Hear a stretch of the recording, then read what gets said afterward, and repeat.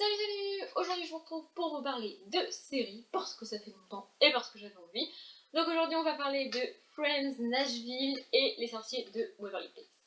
Alors oui, je sais, Friends est l'une des plus vieilles séries, c'est l'une des séries les plus connues, tout le monde a vu Friends, tout le monde connaît Friends, mais moi elle est encore en course.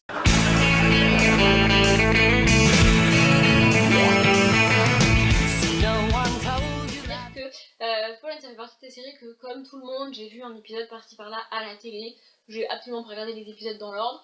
Et puis, il y a quelques mois, je me suis enfin décidée à regarder Friends selon ma propre définition de regarder une série parce que, à mon sens, voir un épisode par-ci par-là absolument pas dans l'ordre à la télé, c'est pas regarder une série.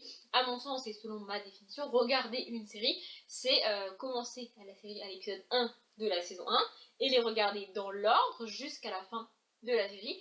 Et donc c'est ce que j'ai commencé à faire avec Friends. Donc là j'en suis au début de la saison 5. Je crois que c'est ça, oui c'est ça, début de la saison 5. J'ai pas tout regardé d'un coup.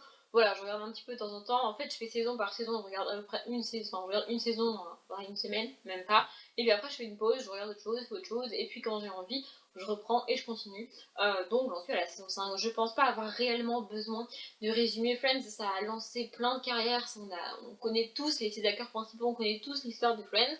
Donc, on va suivre ces 6 jeunes adultes qui rentrent dans la vie active, qui habitent dans des appartes qui n'ont pas les moyens de se payer, mais c'est pas le sujet de la série. Et donc on va suivre leur quotidien, leur amitié, leur amour, leur vie, leur travail, tout. Voilà, c'est une série, je pense que c'est l'une des séries mythiques des États-Unis et du monde, des séries que tout le monde connaît, que tout le monde a vu, et que il est temps de regarder si c'est pas le cas comme moi. Il y a juste un truc sur lequel je voulais revenir par rapport à Friends parce que c'est bizarre parce que parmi les épisodes que j'avais vu à la télé, c'est quelque chose que j'avais vu et que je m'étais rendu compte, mais je m'étais pas rendu compte d'à quel point c'était avant-gardiste pour la série. En fait, l'homosexualité est abordée dans la série et c'est une vieille série et pourtant le personnage qui est homosexuel dans la série est accepté par tout le monde, c'est normal, il est homosexuel ce personnage, c'est pas grave, quand je veux dire c'est normal, ça pose de problème à personne, c'est quelque chose d'accepté socialement par tous les personnages et par tous les membres de la série. Et franchement, vu la date à laquelle est sortie la série, socialement parlant, c'était pas quelque chose d'accepté du tout dans la société dans laquelle c'est sorti.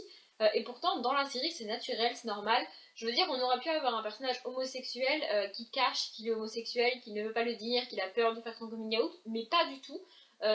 Voilà, c'est publiquement avéré qu'il est homosexuel, et c'est normal, et c'est pas grave. Et je trouve ça vraiment cool, surtout pour une série ancienne, parce que dans les séries d'aujourd'hui, on a encore des personnages qui ont peur d'avouer leur homosexualité, tout comme dans la vraie vie, on a encore des personnes qui ont peur de faire leur coming out, parce qu'il y a encore des gens qui maltraitent, qui torturent et qui font après tout et n'importe quoi aux homosexuels. Et du coup, qu'une vieille série comme Friends aborde ce thème-là de manière totalement naturelle, j'ai trouvé ça vraiment génial en fait. Du coup, c'est un petit plus pour vous encourager à regarder Friends si jamais c'est pas le cas. On passe donc à la série que j'ai abandonnée et pour cette vidéo, c'est Nashville. Yeah. Alors Nashville c'est une série musicale, d'ailleurs je crois qu'elle a été arrêtée l'année dernière si je dis pas de conneries, et du coup en fait j'ai été quasiment sûre d'aimer cette série parce que j'aime tout ce qui traite à la musique, de la danse, dans les séries, dans les films, dans tout ce que vous voulez, j'adore. Et en fait j'ai pas du tout accroché à l'ambiance. Je pense que c'est dû au style de musique, à savoir la country, mais je saurais pas vous dire pourquoi sur le moment ça l'a pas fait. Peut-être que je réessayerai un jour, d'ici quelques mois ou quelques années, et que à ce moment-là ça le fera. Mais au moment où j'ai essayé de la regarder, ça l'a pas fait du tout. J'ai pas de réelle raison qui fait que j'ai pas aimé. C'est juste que j'ai pas accroché à l'ambiance et j'ai pas accroché à l'histoire. Pour l'histoire justement, c'est en fait on a une star de la country un peu en train de dépérir. Enfin, c'est-à-dire qu'elle ne fait plus de, elle a plus de succès en fait. Les gens n'écoutent plus, les gens ne l'aiment plus. Et du coup, elle va s'associer à une star montante de la country. Donc elle est jouée par Eden Panettiere. J'ai oublié le nom de celle qui joue la star descendante entre guillemets. Je suis désolée. Et du coup, donc elles vont s'associer, sauf que la jeune n'a pas du tout envie que ça se passe. Et du coup, ça va causer des embrouilles, des trucs et tout. Et donc voilà, ça c'est le sujet de départ. J'ai pas été très très loin, hein. J'ai dû regarder 2-3 épisodes et puis j'ai vu que ça le faisait pas. Du coup, tout comme avec les livres, en fait, si je vois que ça le fait pas, si je vois que j'ai pas envie, il y a tellement de séries, il y a tellement de trucs à regarder que je passe à autre chose. Comme je l'ai dit, peut-être qu'un jour je réessayerai, mais là ça l'a pas fait. Du coup, voilà. Et la série que j'ai terminée, c'est donc Les Sorciers de Waverly Place.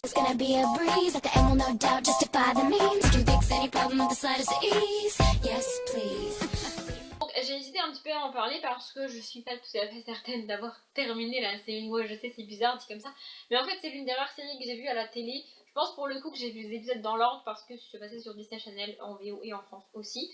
Donc je pense que les épisodes passaient dans l'ordre et que j'étais un petit peu accro à cette série. Du coup, je regardais vraiment tous les épisodes qui passaient. Mais en fait, j'ai jamais pris le temps de vérifier entre guillemets que j'avais tout vu. Et puis c'est une série de mon adolescence, c'est une série que j'ai vraiment beaucoup aimée. Et je pense que si je la regardais aujourd'hui, ça n'aurait plus le même impact sur moi et je trouverais ça moins bien en fait. Et j'ai voulu en parler surtout parce que c'est la série qui a lancé Selena Gomez, tout comme Miley Cyrus a été découverte par Anna Montana, et bah là c'est le cas pour Selena Gomez. Et donc c'est une série très drôle, très fun, j'adorais cette série. En fait c'est l'histoire d'une famille, les Russo, qui sont sorciers. Et donc on va suivre le papa, la maman, le grand frère qui s'appelle Justin, je crois, la sœur qui s'appelle Alex, qui est donc jouée par Selena Gomez, et le petit frère qui s'appelle Sam, je sais plus trop comment il s'appelle le petit. Et donc on va suivre toute cette famille-là qui ont des aventures qui leur arrivent parce qu'ils sont sorciers. En fait, le pitch principal de la série, et c'est le cas dans tous les épisodes, c'est que Alex et donc la fille qui est jouée par Selena Gomez est un petit peu le mouton noir de la famille, c'est-à-dire qu'ils n'ont pas le droit d'utiliser la magie normalement, mais elle se dit bah, je suis sorcière, j'ai envie de l'utiliser, je fais ce que je veux. Et du coup, dans chaque épisode, elle l'utilise alors qu'elle a pas le droit de l'utiliser. Et en gros, ça fout un peu le bordel. Et son grand frère, alors qu'il ne l'aime pas trop, enfin, ils ont un petit peu une relation frère-sœur normale, hein, finit par l'aider, il finit par la sortir de là. Et voilà, j'adore cette série, c'est quelque chose de vraiment cool. Il y a aussi Harper, je crois qu'elle s'appelle Harper, c'est la meilleure amie d'Alex, alors elle est complètement barrée. Je ne sais plus si au tout début de la série elle sait qu'ils sont sorciers ou pas, mais au cours de la série elle l'apprend, c'est sûr, je sais pas quand. Donc voilà, c'est un petit spoil que je vous donne comme ça. Et donc voilà, elle est complètement barrée. Elle ressemble un peu à la meilleure amie de. Bah attendez, ils sont là. De. Alexa Tarabotti dans la série de Gally Rider. Alors je sais, c'est des univers qui n'ont rien à voir, mais en fait, il y a toute une histoire avec les chapeaux et la couture et tout et tout. Enfin bref, ceux qui connaissent Alexa Tarabotti et sa meilleure amie comprendront la référence que je viens de faire. Mais voilà, c'est pas la série du siècle, c'était une série de mon adolescence.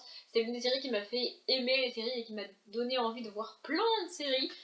Et du coup, voilà, c'est un peu une série chère à mon cœur, tout comme les Gossip Girl d'ailleurs. Enfin voilà, si vous connaissez pas cette série, sérieusement, c'est peut-être pas utile de la regarder. Mais si comme moi, vous avez été ado à ce moment-là, vous connaissez forcément cette série. Ou alors si vous êtes vraiment ultra fan de Selena Gomez, bah, vous pouvez regarder ses débuts. Parce qu'elle était vraiment cool dans cette série. D'ailleurs, c'est dommage qu'elle soit plus trop actrice en ce moment. Mais bref, je commence à divaguer, vous avez remarqué. Du coup, je m'arrête là. Dans cette vidéo, il n'y a pas vraiment de série que j'espère que vous démarrez parce que Friends, je pense que tout le monde connaît. Nashville, bah ça l'a pas fait avec moi. Et Les Sorciers de Waverly Place, c'est pas franchement utile de la regarder, mais j'avais quand même envie de vous en parler. Voilà, j'espère que la vidéo vous aura quand même plu et que je vous aurai quand même un minimum intéressé, ou du moins pas ennuyé. Comme d'habitude, je vous souhaite une bonne journée, un bon après-midi, un bon appétit ou une bonne nuit, et je vous dis à bientôt.